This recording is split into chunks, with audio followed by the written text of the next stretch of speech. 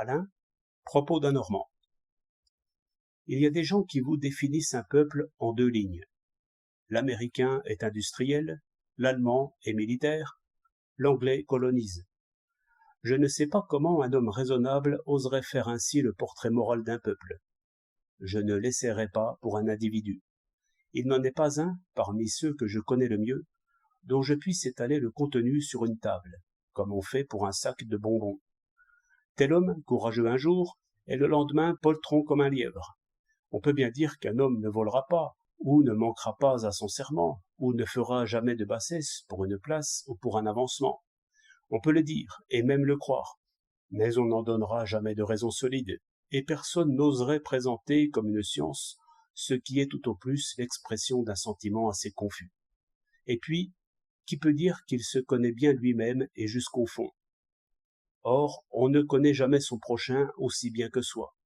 Il s'en faut même de beaucoup. S'il est difficile d'exprimer la nature des individus, comment espère-t-on que je vais prendre au sérieux leur psychologie des peuples? D'autant que je sais très bien où il veut en venir, le Français qui fait ainsi des fiches sur les peuples. Il veut arriver à dire que le Français est désintéressé, généreux, juste, humain. Ce sont là des politesses bonnes pour les banquets, et qu'il serait bien séant de laisser dire aux étrangers. Dans tous les cas, ce sont des paroles en l'air.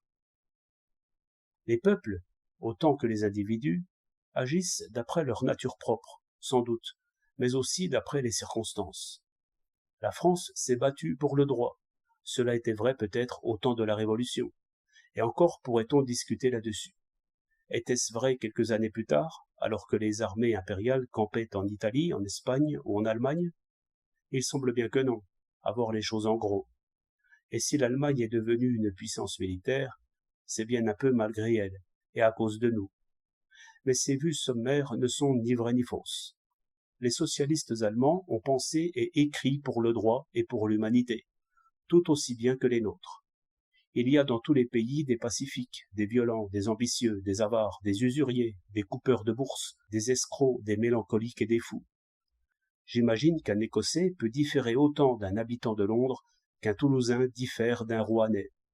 Et, dans une même famille, ne trouve-t-on pas souvent un avare et un prodigue, un timide et un cerveau brûlé?